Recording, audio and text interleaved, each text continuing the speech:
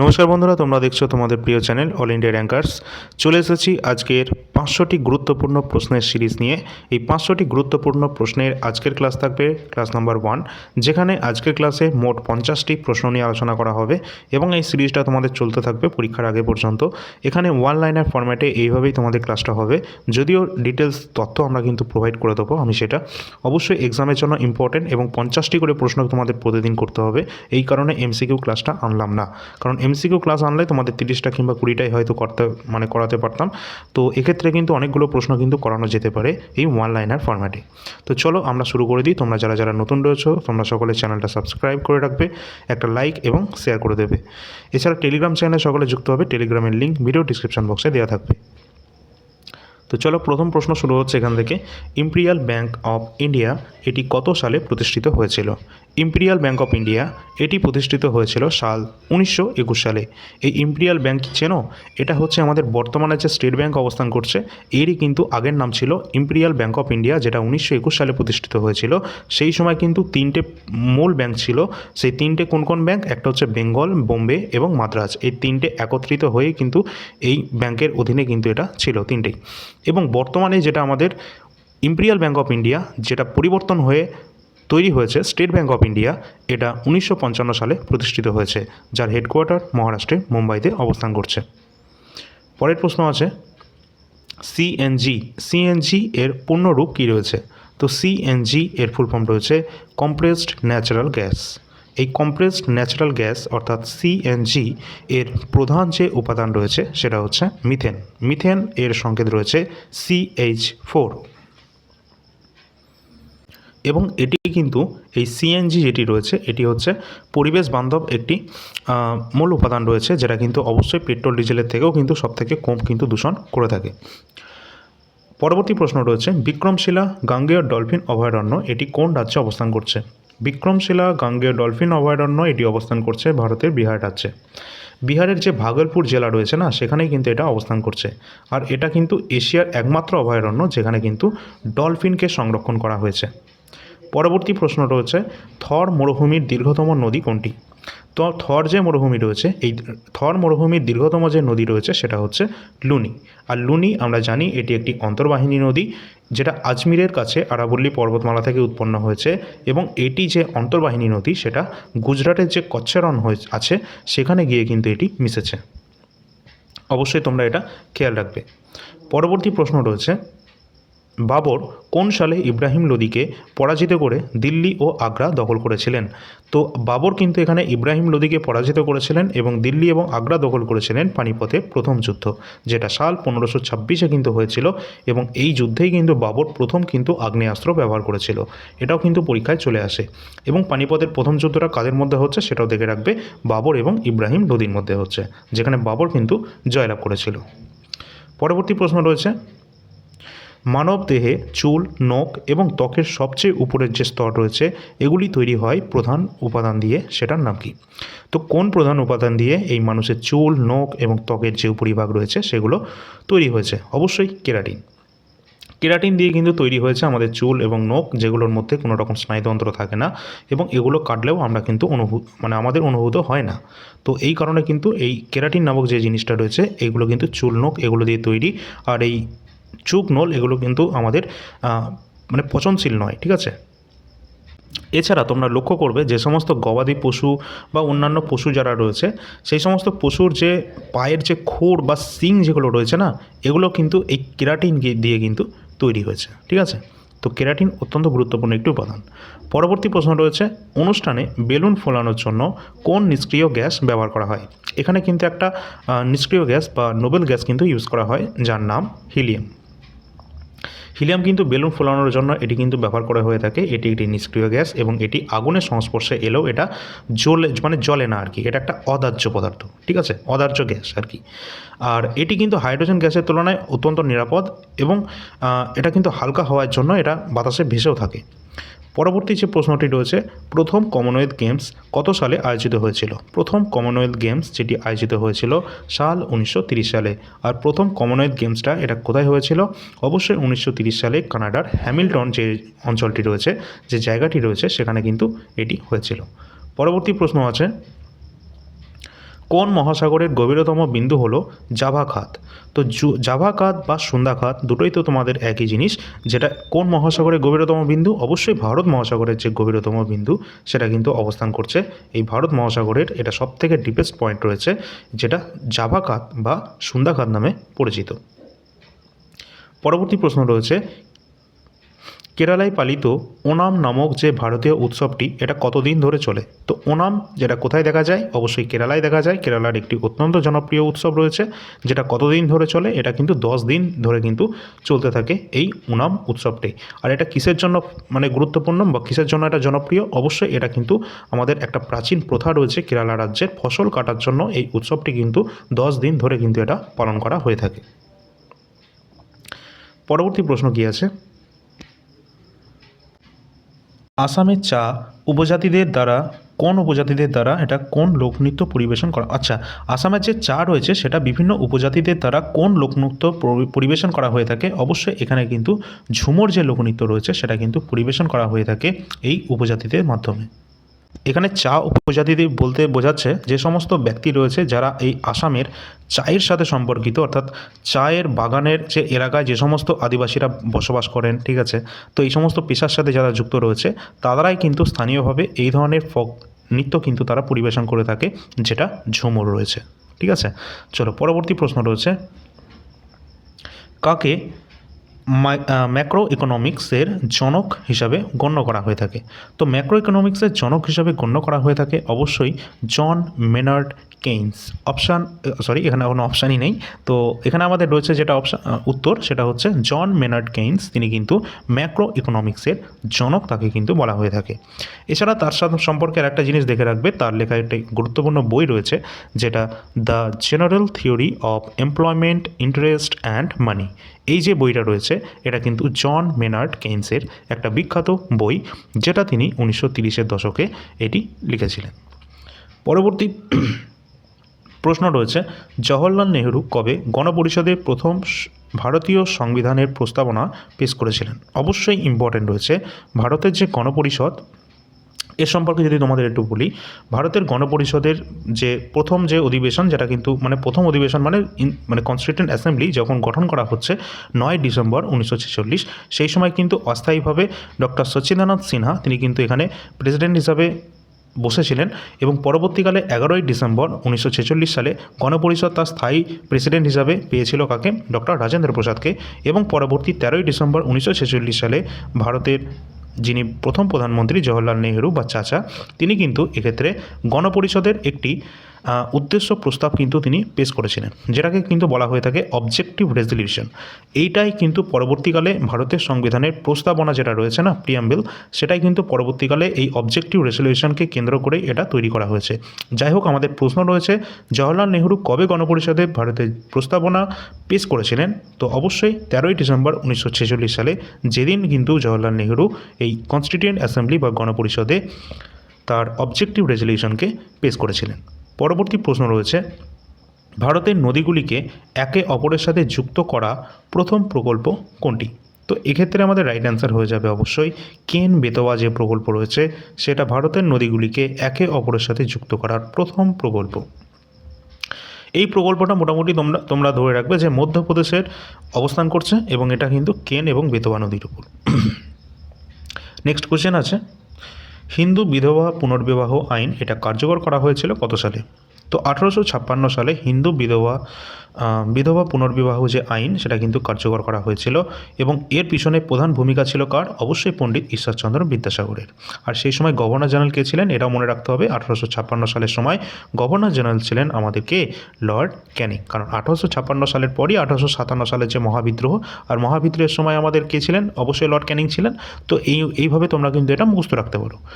পরবর্তী প্রশ্ন কী আছে, কোন বছর থেকে কাবাডিকে এশিয়ান গেমসের একটি পূর্ণাঙ্গ খেলা হিসাবে অন্তর্ভুক্ত করা হয়েছে? তো অবশ্যই এখানে কাবাডিকে এশিয়ান গেমসের কথা বলা হচ্ছে। এশিয়ান গেমসে একটি পূর্ণাঙ্গ খেলা হিসাবে অন্তর্ভুক্ত করা হয়েছে, ইনক্লুড করা হয়েছে 1990 সাল থেকে কাবাডিকে। আর এশিয়ান গেমস প্রথম কোথায় হয়েছিল? প্রথম এটি কিন্তু আমাদের হয়েছিল আমাদের ভারতের নয়াদিল্লিতে 1951 সালে। পরবর্তী প্রশ্ন আছে, পরবর্তী প্রশ্নে আসার আগে তার থেকেও প্রশ্নের থেকেও গুরুত্বপূর্ণ যেটা রয়েছে স্ট্যাটিক জিকে। এটা ছাড়া ডব্লিউবিএসএসসি গ্রুপ সি গ্রুপ ডির একদম তোমাদের সিলেবাসটা কমপ্লিট করা প্রায় অসম্ভব। তার কারণ হচ্ছে এই স্ট্যাটিক জিকে এমন একটা পার্ট যেখান থেকে প্রশ্ন তোমাদের থাকবেই, আর এখান থেকে কত প্রশ্ন আসবে সেটা কেউই বলতে পারবে না। এমন কোনো টপিক আমরা এখানে বাদ রাখিনি যেখান থেকে তোমাদের প্রশ্ন আসতে পারে। সমস্ত টপিক এখানে দেওয়া রয়েছে, তোমরা সেটা ভিডিওটা পজ করে তোমরা দেখতে পারো। সেটা আমাদের রাজ্যের সম্পর্কে হোক, আমাদের ভারতের বিভিন্ন আর্ট অ্যান্ড কালচার হোক, যে সমস্ত আমাদের UNESCO world heritage site, Ramsar site, বিভিন্ন গুরুত্বপূর্ণ তৃণভূমি, গ্রাসল্যান্ড, ওয়ার্ল্ডের ক্ষেত্রে বিভিন্ন লোকনৃত্য, ফেস্টিভ্যাল, ফেয়ার, খেলোয়াড়, স্টেডিয়াম, ছদ্মনাম, বিভিন্ন গুরুত্বপূর্ণ ট্রফি, বিভিন্ন লেখা গুরুত্বপূর্ণ বই, বিভিন্ন ক্রীড়াবিদের তাদের আত্মজীবনী, সংবিধানের তপশিল পাঠ, উৎস, সংবিধানের সংশোধনী পদ্ধতি, ভারতের প্রথম পুরুষ, প্রথম মহিলা, বৃহত্তম, দুর্গতম, উচ্চতম, মানে বিভিন্ন যা কিছু রয়েছে, এমনকি শুধু ভারতের না, আমাদের পশ্চিমবঙ্গেরও। তো ইম্পর্টেন্ট সমস্ত কিছু এখানে কিন্তু দেওয়া রয়েছে যেগুলো আমাদের এক্সামের জন্য ইম্পর্টেন্ট। এই সমস্ত টপিক কিন্তু তোমরা পেয়ে যাচ্ছ একটি মাত্র পিডিএফে, যেটা রয়েছে স্ট্যাটিক জিকের কমপ্লিট পিডিএফ, যেখানে 120টার ওপর আমাদের পেজের সংখ্যা, 120টার ওপর টপিকের সংখ্যা রয়েছে, আর 126টা এখানে পেজের সংখ্যা রয়েছে। আর এগুলো সব বাংলা ভাষায় প্রিন্টেবল ফরম্যাট রয়েছে, অবশ্যই কালারফুল দেওয়া রয়েছে, তোমাদের পড়তে যাতে কোনো রকমভাবে সমস্যা না হয়। এটা কিন্তু তোমরা প্রিন্টও করতে পারবে, সেক্ষেত্রে কোনো সমস্যা নেই। এই পিডিএফটা অবশ্যই তোমরা সকলে কিন্তু এটা নিয়ে রাখবে, শুধুমাত্র ডব্লিউবিএসএসসি গ্রুপ সি গ্রুপ ডির জন্য নয়, এটা ডব্লিউবিপি সহ আমাদের ডব্লিউবিএসএসসি যে কোনো এক্সাম দাও না কেন, ডব্লিউবিপিএসসি যে কোনো এক্সাম দাও, এসএসসি দাও, কেন্দ্রীয় সরকারের রেলওয়ে এক্সাম দাও না কেন, সমস্ত এক্সাম যেখানে কিন্তু আমাদের স্ট্যাটিক জিকে সিলেবাসে রয়েছে, সেই সমস্ত এক্সামের জন্য এটা ইম্পর্টেন্ট। এমনকি আমাদের এক্সামে কিন্তু রাজধানী, তারপরে তোমাদের কারেন্সি, বিভিন্ন ফেস্টিভ্যাল, বিভিন্ন ছদ্মনাম, বিভিন্ন লেখক লেখিকা, এদের সম্পর্কেও কিন্তু পরীক্ষায় প্রশ্ন চলে আসে, যেগুলো তোমরা এখানে দেখতে পাচ্ছ। তো অবশ্যই তোমরা কিন্তু এটা সকলে নিয়ে রাখবে। এই নাম্বারে যোগাযোগ করবে, এই নাম্বারের লিঙ্ক ভিডিও ডিসক্রিপশন বক্সে দেওয়া থাকবে, এবং এই নাম্বারে তোমরা হোয়াটসঅ্যাপের মাধ্যমে যোগাযোগ করবে। আর এই পিডিএফটি তোমরা 170 টাকার মধ্যে পেয়ে যাবে, কমপ্লিট স্ট্যাটিক জিকে। আর এটা কিন্তু পরীক্ষায় কিন্তু আসবে না এমন কিন্তু নয়। ডব্লিউবিতেও তোমাদের বলেছিলাম, কলকাতা পুলিশ কনস্টেবলে বলেছিলাম, প্রচুর মাত্রায় প্রশ্ন কিন্তু শুধু এই একটা সিঙ্গেল পিডিএফ থেকে কিন্তু প্রশ্ন এসেছে। তো অনেক প্রশ্ন কিন্তু এখান থেকে তোমরা কমন পেতে যাচ্ছ। অবশ্যই বিশ্বাস করে তোমরা এটা নিয়ে নাও এবং পড়তে থাকো। এছাড়া কিন্তু তোমরা যদি ইতিহাসে 2 থেকে 3 নাম্বারটা সিকিউর করতে চাও, তার জন্য কিন্তু এই পিডিএফটা 80টা পেজের মধ্যে রয়েছে। এটা কিন্তু তোমরা সকলে এটা পড়ে নেবে, কারণ এটা ইতিহাস থেকে আমাদের 2 থেকে 3 নাম্বার যা প্রশ্ন আসুক না কেন, মানে যে কোনো এক্সামে প্রশ্ন আসুক না কেন এখানে আমাদের প্রশ্ন যাই আসুক এখান থেকেই আসবে। আর এখানে তোমাদের প্রাচীন ভারত, মধ্য ভারত, আধুনিক ভারত টোটালটাই ক্রোনোলজি ওয়াইজ সুন্দরভাবে কিন্তু পরপর সিকোয়েন্স অনুসারে কিন্তু দেওয়া রয়েছে। আর এখানে সেই সমস্ত প্রশ্নের তথ্যগুলো দেওয়া রয়েছে যেগুলো আমাদের অলরেডি পরীক্ষায় চলে এসেছে, আর এগুলোই কিন্তু আমাদের আপকামিং এক্সামে আসতে যাচ্ছে। যাই হোক, তোমরা যারা ডব্লিউবিএসএসসি এক্সাম দিচ্ছ, তোমাদের 2 থেকে 3 নাম্বার যা ইতিহাস থেকে প্রশ্ন আসুক এখান থেকে চলে আসবে। শেষের দিকে ওয়ান শট টাইপের যে প্রশ্ন উত্তর তোমরা দেখতে পাচ্ছ, এগুলো যদি পড়ে যাও তো ডাইরেক্ট এখান থেকেও কমন পেয়ে যাবে। তাছাড়া ডব্লিউবিএসএসসি গ্রুপ সি গ্রুপ ডির জন্য স্পেশাল সাজেশন ভিত্তিক সমস্ত সাবজেক্ট ওয়াইজ কিন্তু পিডিএফ রেডি করা হচ্ছে, যেটা খুব শীঘ্রই তোমরা কিন্তু পেয়ে যাবে, সম্ভবত এই মাসের শেষের দিকে। ঠিক আছে, তো অবশ্যই টেলিগ্রামে তোমাদেরকে জানানো হবে। এছাড়া টেলিগ্রাম অত্যন্ত গুরুত্বপূর্ণ একটা তোমাদের কি বলবো, তোমাদের একটা সোশ্যাল মিডিয়া গ্রুপ, যেখানে কিন্তু তোমরা সকলেই যুক্ত থাকবে, কারণ এখানে সমস্ত গুরুত্বপূর্ণ আপডেট আমরা প্রতি ডে টু ডে আমরা কিন্তু এটা প্রোভাইড করি। এছাড়া কিন্তু কারেন্ট অ্যাফেয়ার্স যদি তোমাদের কারোর প্রয়োজন হয়ে থাকে, জানুয়ারি থেকে ডিসেম্বর পর্যন্ত কমপ্লিট অ্যাভেলেবেল রয়েছে 2025-এর মান্থলি কারেন্ট অ্যাফেয়ার্স, যেটা কিন্তু তোমরা দেখতে পাচ্ছ স্ক্রিনে।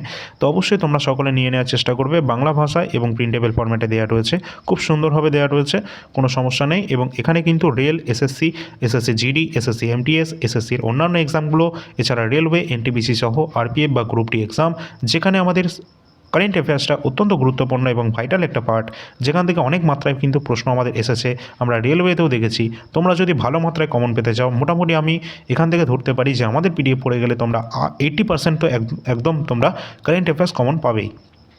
তো সেই অনুসারে তোমরা দেখতে পারো, জানুয়ারি থেকে ডিসেম্বর যদি তোমরা টোটালটা নাও তাহলে 199 টাকার মধ্যে পেয়ে যাবে, এবং যদি কোনো মাসের তোমাদের প্রয়োজন হয় সেক্ষেত্রে 20 টাকা প্রতি মাস হিসাবে তোমরা কিন্তু পেয়ে যাবে কারেন্ট অ্যাফেয়ার্স।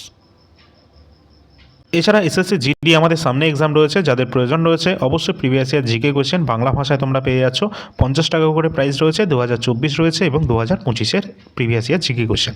তো এই সমস্ত পিডিএফ অ্যাভেলেবেল রয়েছে। এছাড়া কারেন্ট অ্যাফেয়ার্স 2024 খুব একটা ইম্পর্টেন্ট নয়, যদিও কারোর প্রয়োজন হয় তোমরা এটা 50 টাকার মধ্যে পেয়ে যাবে। এছাড়া 2025 তো রয়েছে, এবং NTPC previous year question paper রয়েছে 2020-21 অবশ্যই তোমরা সকলে নেবে, কারণ এখানে 5000 প্লাস কোশ্চেন রয়েছে, 99 টাকার মধ্যে এগুলো পাবে। এছাড়া আরপিএফএসআই রয়েছে, বায়োলজি রয়েছে, কমপ্লিট ইন্ডিয়ান হিস্ট্রি রয়েছে। হিস্ট্রিটা তোমরা মোটামুটি ধরে রাখতে পারো 110 টাকার মধ্যে কিন্তু পেয়ে যাবে, ঠিক আছে, কমপ্লিট ইন্ডিয়ান হিস্ট্রি। এছাড়া গ্রুপ সি গ্রুপ ডির জন্য মোটামুটি তোমরা কমপ্লিট স্ট্যাটিক জিকে এবং হিস্ট্রি এই দুটো তো অবশ্যই নিয়ে রাখবে। তাছাড়া তোমাদের জন্য যে স্পেশাল সাজেশন রেডি হচ্ছে সেটা কিন্তু অবশ্যই তোমরা এই মাসের শেষের দিকে পেয়ে যাবে। অবশ্যই টেলিগ্রামে যুক্ত হবে, টেলিগ্রামের লিঙ্কও ডিসক্রিপশনে দেওয়া থাকবে। তো চলো পরবর্তী প্রশ্নে আসি। নেক্সট প্রশ্ন রয়েছে অচন্ত শরৎ কমল ইনি কোন খেলার সাথে যুক্ত রয়েছেন?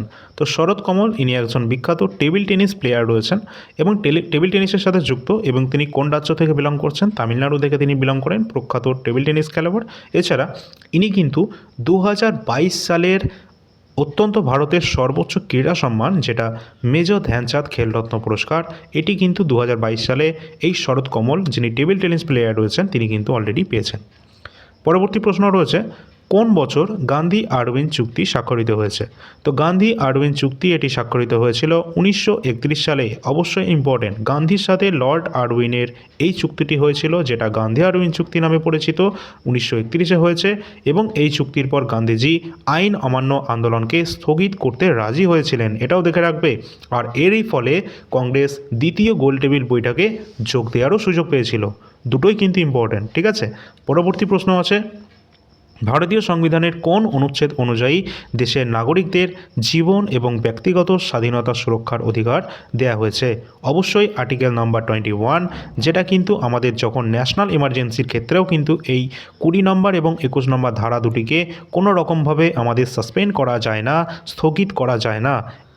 একমাত্র এই দুটোই আর্টিকেল রয়েছে, 20 নম্বর এবং 21 নম্বর, এটাও পরীক্ষায় চলে এসেছে। সুতরাং 21 নম্বর জীবন এবং ব্যক্তিগত স্বাধীনতার ক্ষেত্রে আমাদেরকে কিন্তু এটা সুযোগ প্রদান করে। পরবর্তী প্রশ্ন রয়েছে উত্তরপ্রদেশের পর কোন রাজ্যে লোকসভার আসন সংখ্যা সবচেয়ে বেশি রয়েছে? অবশ্যই এই ক্ষেত্রে রাইট অ্যান্সার হয়ে যাবে মহারাষ্ট্রে, কারণ উত্তরপ্রদেশের সবথেকে বেশি সংখ্যক লোকসভার আসন সংখ্যা রয়েছে। তার পরবর্তী রয়েছে মহারাষ্ট্র। উত্তরপ্রদেশে কতগুলো লোকসভার আসন সংখ্যা রয়েছে? 80টি, সর্বোচ্চ 80টি কিন্তু উত্তরপ্রদেশের লোকসভার আসন রয়েছে, এবং সর্বোচ্চ আসন সংখ্যা রয়েছে মহারাষ্ট্রের 48টি। এবং আমাদের পশ্চিমবঙ্গও কিন্তু কম নয়, কারণ পশ্চিমবঙ্গও কিন্তু 40টি আসন সংখ্যা রয়েছে লোকসভার ক্ষেত্রে। চলো পরবর্তী প্রশ্নে দেখি। অবশ্যই টেলিগ্রাম চ্যানেলে সকলে যুক্ত হবে যারা যারা যুক্ত হয়নি। পরবর্তী প্রশ্ন রয়েছে মানুষের শরীরে কত জোড়া ক্রোমোজোমের সংখ্যা থাকে? তো মানুষের শরীরে টোটাল 23 জোড়া অর্থাৎ 46টি ক্রোমোজোমের সংখ্যা কিন্তু থাকে। অবশ্যই অপশানটা ভালো করে খেয়াল করবে, পরীক্ষার সময় এখন নয়, 23 জোড়াও থাকতে পারে অথবা 46টি থাকতে পারে, যেমন অপশানে থাকবে সেই রকম রাইট অ্যান্সার হবে। তো অবশ্যই তোমরা দেখে রাখবে এর মধ্যে 22 জোড়া যেটা থাকছে, 22 জোড়া অর্থাৎ 44টি হচ্ছে অটোজোম, এবং 1 জোড়া বা 2টি হচ্ছে সেক্স ক্রোমোজোম, যেটা হচ্ছে কি কি? অবশ্যই যেটা আমাদের মেলের ক্ষেত্রে হচ্ছে XY এবং ফিমেলের ক্ষেত্রে হচ্ছে XX। এই দুটো হচ্ছে আমাদের সেক্স ক্রোমোজোম 1 জোড়া, এবং 22 জোড়া যেটা হচ্ছে সেটা হচ্ছে অটোজোম। পরবর্তী প্রশ্ন আছে এক্সাম ওয়ারিয়ার্স, আচ্ছা তোমরা বাংলাটা দেখবে না, ঠিক আছে, উচ্চারণটা একটু অন্যরকম চলে আসবে। এক্সাম ওয়ারিয়ার যে বইটি রয়েছে এটি কার লেখা? অবশ্যই নরেন্দ্র মোদীর লেখা রয়েছে এক্সাম ওয়ারিয়র এই বইটি, এক্সামের জন্য ইম্পর্টেন্ট। পরবর্তী প্রশ্ন রয়েছে যে সাঁচিকে ইউনেস্কো বিশ্ব ঐতিহ্যবাহী স্থান হিসাবে ঘোষণা করা হয়েছে কত সালে? তো এই যে সাঁচি স্তূপ, যেটা মধ্যপ্রদেশে অবস্থান করছে, ঠিক আছে, মধ্যপ্রদেশের রায়সেন জেলায় সম্ভবত, তো এখানে কিন্তু অবস্থান করছে সাঁচি স্তূপ। এটা ইউনেস্কো ওয়ার্ল্ড হেরিটেজ সাইটের তালিকায় অন্তর্ভুক্ত হয়েছে সাল 1989 সালে, যেটা তৈরি করেছিলেন কে? সম্রাট অশোক। পরবর্তী প্রশ্ন আছে প্রতি বছর কোন দিনটি ভারতীয় সেনা দিবস অর্থাৎ ইন্ডিয়ান আর্মি ডে হিসাবে আমরা পালন করি? তো রাইট অ্যান্সার হয়ে যাবে 15ই জানুয়ারি ভারতীয় সেনা দিবস বা আর্মি ডে হিসাবে আমরা সেলিব্রেট করে থাকি। নেক্সট কোশ্চেন আছে রবার্ট ক্লাইভ কত সালে ভারতে এসেছিলেন? তো রবার্ট ক্লাইভ কত সালে ভারতে এসেছিলেন? অবশ্যই রাইট অ্যান্সার হয়ে যাবে 1743 সালে রবার্ট ক্লাইভ ভারতে এসেছিলেন। নেক্সট কোশ্চেন রয়েছে বাণভট্ট কোন রাজার জীবনী লিখেছিলেন? তো বাণভট্ট লিখেছিলেন হর্ষবর্ধনের জীবনী, যার নাম হর্ষচরিত। এই হর্ষচরিত কার লেখা? অবশ্যই বাণভট্টের লেখা। পরবর্তী প্রশ্ন রয়েছে কি, গুরুমুখী লিপি। পরীক্ষায় কিন্তু এটা অনেকবার এসেছে, ঠিক আছে। গুরুমুখী লিপি এটি কার দ্বারা উদ্ভাবিত হয়েছিল? তো উদ্ভাবিত হয়েছিল গুরুমুখী লিপি, যেটা গুরু অঙ্গদেবের সময়। আর শিখদের যে ধর্মগ্রন্থ সেটার নাম কি? অবশ্যই গুরু গ্রন্থ সাহেব, যেটা কিন্তু এই লিপিতেই লেখা হয়েছিল, গুরু গ্রন্থ সাহেব। এটা অবশ্যই দেখে রাখবে শিখদের ধর্মগ্রন্থের নাম। পরবর্তী প্রশ্ন রয়েছে, কোন ভিটামিনকে নিষ্ক্রিয় ভিটামিন ডি বলা হয়? নিষ্ক্রিয় ভিটামিন ডি বলা হয়ে থাকে এর্গো ক্যালসিফেরলকে। কি বলা হলো এটা? এর্গো ক্যালসিফেরলকে বলা হয়ে থাকে নিষ্ক্রিয় ভিটামিন ডি, ঠিক আছে। অবশ্যই দেখে রাখবে, যেটা D2 নামক কিন্তু পরিচিত, D2। পরবর্তী প্রশ্ন রয়েছে, লখনৌয়ের তাঁতিদের অনন্য যে ঐতিহ্যবাহী সূচিকর্ম বা সেলাইয়ের শিল্পকে কি বলা হয়ে থাকে? যেটা কিন্তু অবশ্যই চিকনকারি। ইম্পর্ট্যান্ট রয়েছে এটা। লখনৌতে যে সেলাইয়ের যে শিল্প সেটাকে বলা হয়ে থাকে চিকনকারি। পরবর্তী প্রশ্ন রয়েছে, নারী উদ্যোক্তা দিবস, ওমেন্স এন্টারপ্রেনশিপ ডে, এটি পালন করা হয়ে থাকে কোন তারিখে? অবশ্যই 19 নভেম্বর তারিখে। অবশ্যই তোমরা যদি ভালো লাগে একটা লাইক করে দেবে এবং কমেন্ট সেকশানে অবশ্যই জানাতে ভুলবে না যে এইভাবে যদি ওয়ান লাইনের ফরম্যাটে তোমাদের করানো হয়। আমি ইচ্ছা করে আজকে তোমাদের তোমাদের চারটে অপশান অর্থাৎ এমসিকিউ ফরম্যাটে আনলাম না, তার কারণ এমসিকিউ ফরম্যাট রেডি করতে যতটা টাইম যায় না, ততক্ষণে হয়তো এক্সট্রা ডিটেলস বা এক্সট্রা ইনফরমেশান তোমাদেরকে কিন্তু, বা অন্যান্য আমরা এক্সট্রা প্রশ্নও এমনকি আমরা রেডি করার সময়টা পেয়ে যাব, ঠিক আছে। তো অবশ্যই এমসিকিউ এর ক্ষেত্রে আমার মনে হয় এই ওয়ান লাইনার পড়াটাই তোমাদের এখন বেটার হবে। তো অবশ্যই সেটা তোমরা দেখতে পারো। আর ওয়ান লাইনার পড়লে আমরা অনেকগুলো প্রশ্ন আনতে পারি, তাই না? এমসিকিউ করলে হয়তো কতগুলো আনতে পারবো, 20টা কি 30টা। আর ওয়ান লাইনে আনলে তোমাদের কিন্তু প্রতিদিন আমরা 50টা করে কোশ্চেন কিন্তু প্রোভাইড করতে পারবো, যেটা তোমাদের এখন কিন্তু এক্সাম খুব সামনে চলে এসেছে। সুতরাং বেশি মাত্রায় প্রশ্ন তোমাদের রিভিশন করার জন্য বেস্ট হবে। মার্চ মাসের 1 তারিখে গ্রুপ সি এবং 8 তারিখে গ্রুপ ডি এক্সাম কিন্তু তোমাদের রয়েছে, এটা একদম ফাইনাল, ঠিক আছে। চলো যাই হোক, পরবর্তী প্রশ্নে আসি। উইলিয়াম জোন্স কাপ কোন খেলার সাথে সম্পর্কিত রয়েছে? তো উইলিয়াম জোন্স কাপ এটি কিন্তু রয়েছে আমাদের বাস্কেটবলের সাথে কিন্তু সম্পর্কিত। এটি একটা আন্তর্জাতিক আমাদের টুর্নামেন্ট রয়েছে। পরবর্তী প্রশ্ন আছে, স্নেক বোট রেস, এটি কোন উৎসবের একটি অনন্য বৈশিষ্ট্য রয়েছে? তো অবশ্যই এটা তোমরা একটু ভালো করে দেখে রাখবে, সর্প নৌকা নৃত্য, ঠিক আছে। রেস সেটা কিন্তু আমরা দেখতে পাই কোথায়? এই ওনামের সময়। আর ওনামটা কোথায় হয়ে থাকে মোটামুটি? তোমরা দেখবে কেরালায় কিন্তু এক ধরনের বোট রেস কিন্তু হয়ে থাকে, অত্যন্ত জনপ্রিয়, যেটা কিন্তু স্নেক বোট রেস নামে পরিচিত। ওনাম উৎসব যখন হয়ে থাকে কেরালায়, সেই সময় কিন্তু এই উৎসবটা সেখানকার মানুষের দ্বারা পরিচালিত হয়। পরবর্তী প্রশ্ন রয়েছে, ভারতীয় সংবিধানের কোন অনুচ্ছেদের অধীনে রাষ্ট্রপতির কাছে কোনো দোষী ব্যক্তির সাজা কমানো বা তাকে ক্ষমা করে দেওয়ার ক্ষমতা থাকে? অবশ্যই আর্টিকেল নাম্বার 72 রাষ্ট্রপতির হাতে এই ক্ষমতাটা দিচ্ছে। যে কোনো ব্যক্তির যদি, অপরাধীর যদি মৃত্যুদণ্ড পুরোপুরি মুকুব কিন্তু করতে পারেন আর্টিকেল নাম্বার 72 এর মাধ্যমে ভারতের রাষ্ট্রপতি। এই আর্টিকেলটা অত্যন্ত গুরুত্বপূর্ণ আর্টিকেল, মানে যে কোনো ব্যক্তির মৃত্যুদণ্ড কিন্তু রোধ করে দিতে পারেন আমাদের রাষ্ট্রপতি আর্টিকেল 72-এর মাধ্যমে, যেটা পার্ডন পাওয়ার বলা হয়। পরবর্তী প্রশ্ন রয়েছে, হুড়ু জলপ্রপাত, এটা ঠিক আছে। তো হুড়ু জলপ্রপাত ভারতের কোন নদীর ওপর রয়েছে? তো অবশ্যই রাইট অ্যান্সার হয়ে যাবে হুড়ু জলপ্রপাত, যেটা আমাদের সুবর্ণরেখা নদীর ওপর অবস্থান করছে, যেটা ঝাড়খণ্ডে রয়েছে। ঝাড়খণ্ডের রাঁচির কাছে রয়েছে সুবর্ণরেখা নদী, সেখানে অবস্থান করছে হুড়ু জলপ্রপাত। এবং ঝাড়খণ্ডের অন্যতম উচ্চতম জলপ্রপাত রয়েছে এই জলপ্রপাত, হুড়ু জলপ্রপাত। পরবর্তী রয়েছে, হরপ্পা লিপির 10টি বড় আকারের চিহ্ন বিশিষ্ট একটি শিলালিপি কোন স্থানে পাওয়া গিয়েছিল? অবশ্যই হরপ্পার যে 10টি বড় আকারের যে চিহ্ন বিশিষ্ট শিলালিপি, যেটা পাওয়া গেছে ধোলাভিরাতে।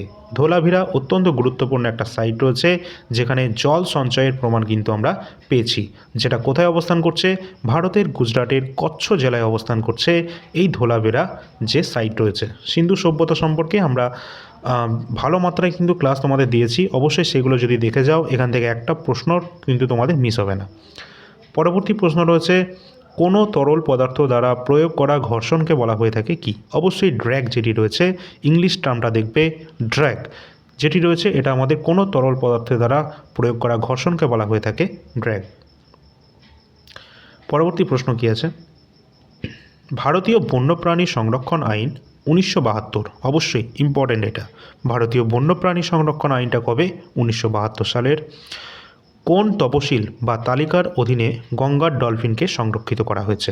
অবশ্যই এটি কিন্তু করা হয়েছে 1972-এর অ্যাক্ট অনুসারে প্রথম তপশিলে, ফার্স্ট শিডিউলে। এবং এই ডলফিন এটি কিন্তু আমাদের ভারতের জাতীয় জলজ প্রাণী, এটাও কিন্তু বললে চলবে না, ঠিক আছে? তো ভারতের কিন্তু জাতীয় জলজ প্রাণী হচ্ছে এই ডলফিন, যেটা 1972-এর এই বন্যপ্রাণী সংরক্ষণ আইনের আওতায় প্রথম সব তপশিলে কিন্তু এই ডলফিন সংরক্ষণের কথা বলা হয়েছে। পরবর্তী প্রশ্ন রয়েছে, উত্তর ভারতের কোন নদীর প্রধান উৎস হলো ভেরিনাগ? তো ভেরিনাগ যেটি রয়েছে এটি উত্তর ভারতের কোন নদীটা? অবশ্যই ঝিলাম যে নদী রয়েছে সেটা ভেরিনাগ থেকে উৎপন্ন হয়েছে। এটা কোথায়? এটা কাশ্মীরের যে ভেরিনাগ সেখান থেকেই উৎপন্ন হয়েছে এই ঝিলাম নদীটি। ঝিলাম নদী কিন্তু শ্রীনগর এবং যে উলার লেকের মধ্যে দিয়ে কিন্তু প্রবাহিত হয়েছে, এটাও কিন্তু একটু তোমরা দেখে রাখবে। শ্রীনগর যেটা আমাদের রয়েছে জম্মু অ্যান্ড কাশ্মীরের, এবং যে বিখ্যাত উলার লেক রয়েছে না, সেই মাঝখান দিয়ে কিন্তু প্রবাহিত হয়েছে এই ঝিলাম রিভার।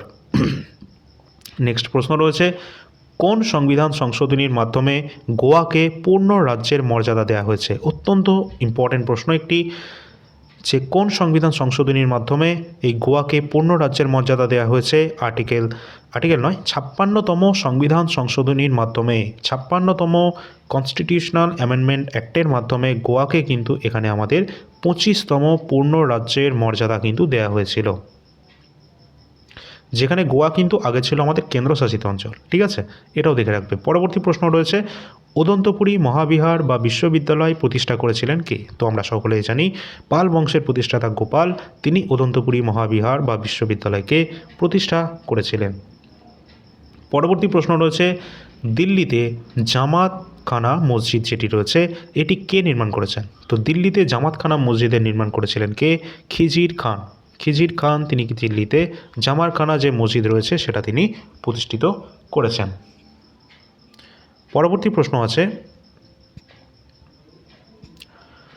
ভারতে সাইমন কমিশন আসার আগে যে ঘটনাটি ঘটেছিল সেটা কোনটা? অবশ্যই ভারতে সাইমন কমিশন আসার আগে যে ঘটনা ঘটেছে সেটা কাকোরি ষড়যন্ত্র মামলা।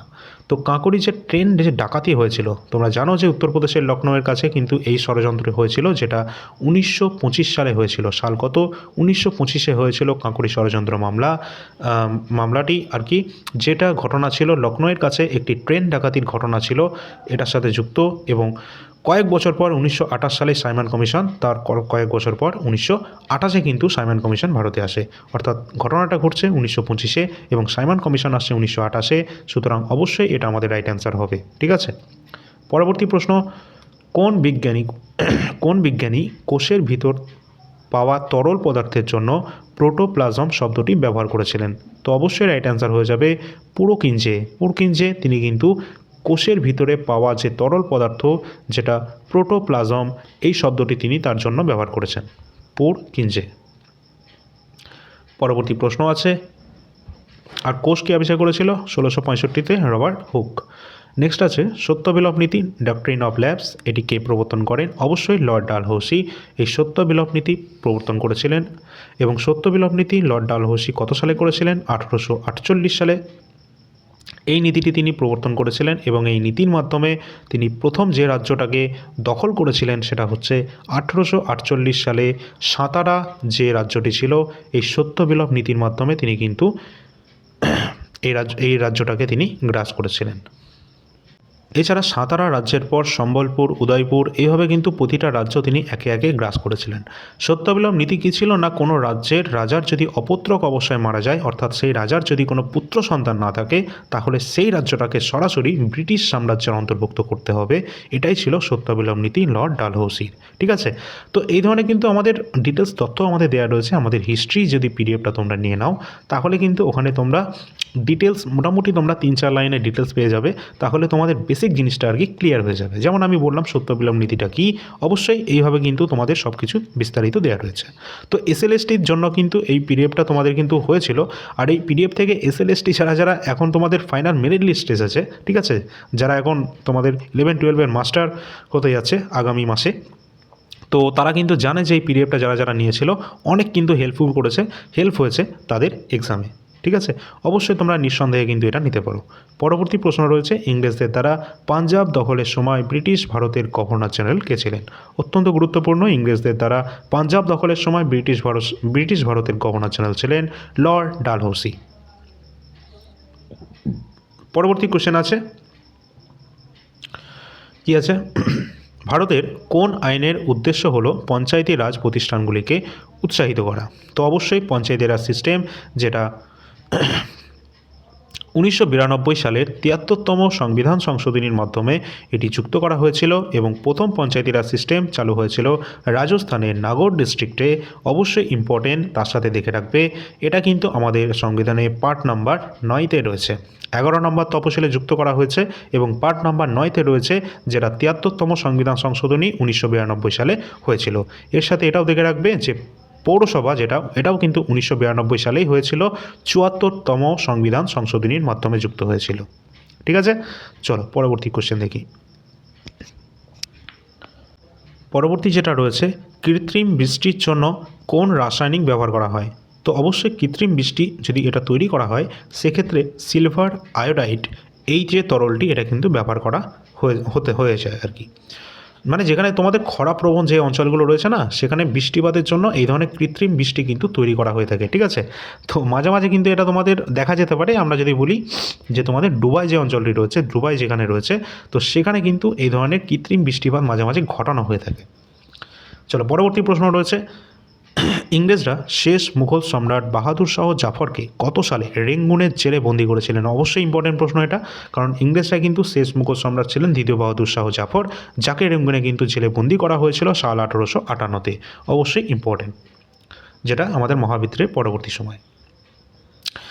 আর এটাও কিন্তু দেখে রাখবে যে শেষ মুঘল সম্রাটটা কে ছিলেন? অবশ্যই বাহাদুর শাহ জাফর, পরীক্ষায় আসতে পারে।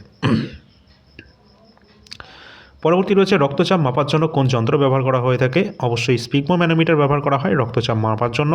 আর এটা আমাদের সাধারণ মানুষের কত থাকে? 120/80 মিলিগ্রাম প্রতি তোমাদের এইচজি যেটা থাকে আর কি, mm/Hg আর কি। ঠিক আছে, এই ধরনের তোমাদের একটা ইউনিট থাকে। তো এটা আমাদের হচ্ছে স্বাভাবিক আর কি রক্তচাপের।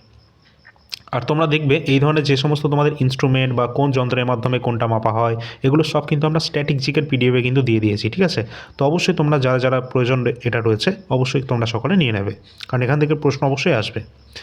নেক্সট এবং আমাদের লাস্ট কোশ্চেন রয়েছে আজকের, ভারতের কিছু অংশ কৃষকরা পোলা উৎসব পালনের সময় কার পুজো করেন? তো কিছু কৃষকরা রয়েছে যারা পোলা উৎসব পালন করে থাকে এবং কার পুজো করে থাকে? যেটা কিন্তু অবশ্যই ষাঁড়ের কিন্তু তারা পুজো করে থাকে, ষাঁড় বা বলদের। আর এই ধরনের উৎসবটা বা এই ধরনের পুজোটা কোথায় হয়ে থাকে?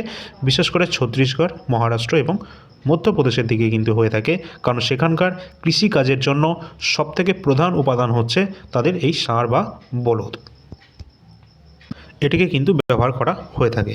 তো অবশ্যই তোমরা সকলে লাইক করে দেবে যদি তোমাদের সত্যিই ভালো লাগে ক্লাসটি। 50টা গুরুত্বপূর্ণ প্রশ্ন ছিল, তোমরা দেখতে পারবে যে অল্প সময়ের মধ্যে আমরা 50টা প্রশ্নও দেখেছি এবং এর সাথে গুরুত্বপূর্ণ আরও কিছু ডিটেলস ইনফরমেশান আমরা কিন্তু প্রোভাইড করার চেষ্টা করেছি, যেগুলো কিন্তু তোমরা যদি নোট করতে থাকো তাহলে অবশ্যই এক্সট্রা যেগুলো বলা হচ্ছে সেগুলো সবই কিন্তু তোমরা নোট করে রাখবে, কারণ এগুলোই কিন্তু তোমাদের পরীক্ষায় তোমরা দেখতে পাবে ফাইনালি। ঠিক আছে, তো অবশ্যই তোমাদের হাতে এখনও পর্যন্ত ভালো মাত্রায় টাইম রয়েছে, মোটামুটি 40 দিন মতো টাইম রয়েছে, যেটা WBSSC গ্রুপ সি গ্রুপটিকে ক্র্যাক করার জন্য নয়, ভালো নম্বর সহ র্যাঙ্ক করার জন্যও যথেষ্ট। ঠিক আছে, তো তোমরা চাইলে এই 40টা দিন ভালো মাত্রায় কিন্তু তোমরা প্রস্তুতি নিতে পারো এবং তোমাদের প্রস্তুতিকে চরম পর্যায়ে নিয়ে যেতে পারো আমাদের এই ক্লাসের মাধ্যমে। পরবর্তী ক্লাস থাকছে পার্ট 2 ক্লাস, যেখানে আমরা 50টি গুরুত্বপূর্ণ আরও এইভাবে আমরা প্রশ্ন নিয়ে আলোচনা করব এবং 50টি করে আলোচনা করব এবং তার সাথে এইভাবে ডিটেলস দেওয়ার চেষ্টা করব, যেগুলো কিন্তু আমাদের খুব তাড়াতাড়ি আমাদের সিলেবাসকে এবং তার সাথে সাথে গুরুত্বপূর্ণ ইনফরমেশান যেগুলো আমাদের এক্সামে আসতে পারে সেগুলো কভার করার চেষ্টা করব। তো অবশ্যই তোমরা দেখে রাখবে। এছাড়া আমরা এর আগেও কিন্তু অত্যন্ত গুরুত্বপূর্ণ ক্লাস কিন্তু নিয়েছি, সেগুলো অবশ্যই দেখে রাখবে। আর তোমাদের এই ক্লাসের মাঝে মাঝে তোমাদের টপিক ওয়াইজ ক্লাস, যেমনটা তোমাদের বলেছিলাম, যেমন দেখা গেল দিল্লি সুলতানি থেকে কিছু গুরুত্বপূর্ণ প্রশ্ন, ইন্ডিয়ান ন্যাশনাল কংগ্রেস থেকে, ভারতের জিওগ্রাফির কোনো একটা চ্যাপ্টার, দেখা গেলো নদ নদী থেকে গুরুত্বপূর্ণ, উচ্চতম শৃঙ্গ থেকে গুরুত্বপূর্ণ কিছু প্রশ্ন উত্তর, কোন ব্যক্তি কোন জিনিসটা আবিষ্কার করছে, আবিষ্কারক, এগুলো থেকে, বা স্পোর্টস কারেন্টের থেকে, এইভাবে কিন্তু টপিক ওয়াইজ ক্লাসও কিন্তু তোমাদের মাঝে মাঝে চলে আসবে, এমনকি কম্পিউটারও। ঠিক আছে, এছাড়া আমাদের ইউটিউব চ্যানেলে যে শর্টস রয়েছে এই শর্টস সেকশনটা অবশ্যই তোমরা ফলো করবে। আগামীকাল থেকেও কিন্তু গুরুত্বপূর্ণ ক্লাস কিন্তু এই শর্টসের মাধ্যমে আসতে থাকবে, যেখানে একটি প্রশ্নের সাথে সাথে তার সাথে গুরুত্বপূর্ণ যে সমস্ত দেখা গেলো কোনো একটা ওয়ার্ল্ড হেলথ অর্গানাইজেশন, এই ওয়ার্ল্ড হেলথ অর্গানাইজেশন সম্পর্কিত তোমাদের একটা প্রশ্ন থাকলো এবং তার সাথে থাকবে ওই WHO সম্পর্কে বিস্তারিত তথ্য। ঠিক আছে, এইভাবে কিন্তু শর্টসে তোমাদের আসতে থাকবে। এছাড়া কিন্তু অবশ্যই তোমরা কমিউনিটি সেকশনটা ফলো করবে, সেখানে প্রিভিয়াস ইয়ার কোশ্চেন তোমাদের কুইজ ফরম্যাটে কিন্তু নেওয়া হবে। ঠিক আছে, পোস্ট যে সেকশনটা রয়েছে। তো চলো, তোমাদের জন্য অবশ্যই সব কিছু করার চেষ্টা করছি যাতে তোমরা ভালো নম্বর সহ এই এক্সামটাকে ভালোভাবে ক্র্যাক করতে পারো। এছাড়া আমাদের কাছে যে সমস্ত পিডিএফ অ্যাভেলেবেল রয়েছে সেগুলো তোমরা দেখতেই পাচ্ছ। তোমাদের সামনে এসএসসি জিডি এক্সাম রয়েছে, তোমাদের জন্য ক্লাস খুব শীঘ্রই আসবে এবং তোমরা কিন্তু এই প্রিভিয়াস ইয়ার প্রশ্নপত্র নিয়ে পড়তে থাকো। এছাড়া তোমরা যারা WBSSC group C group D পরীক্ষা দেবে, তোমরা মোটামুটি এই দুটো পিডিএফ নিয়ে ভালো মাত্রায় শেষ করে ফেলো, কারণ তোমাদের জন্য আর একটা পিডিএফ ফাইনালি কিন্তু এই মাসের শেষের দিকে আসবে, যেটা তোমাদের অবশ্যই পড়তে হবে তোমাদের সকলকে। ঠিক আছে, একদম তোমাদের মোটামুটি তোমাদের ওয়ান লাইনারই থাকবে সেটাও, আর এখানে ভালো তথ্য দেওয়া থাকবে যেগুলো তোমরা পরীক্ষায় পেয়ে যাবে। এছাড়া অন্যান্য পিডিএফ আমাদের এনটিপিসি সহ অন্যান্য কারেন্ট অ্যাফেয়ার্স তো অ্যাভেলেবেল রয়েছে, যার যেটা প্রয়োজন মতো তোমরা নিয়ে নেবে। তো দেখা হচ্ছে পরবর্তী ক্লাসে। অবশ্যই ডিসক্রিপশন বক্সে টেলিগ্রাম চ্যানেল দেওয়া থাকবে এবং হোয়াটসঅ্যাপের নাম্বার দেওয়া থাকবে, যোগাযোগ করবে। ধন্যবাদ।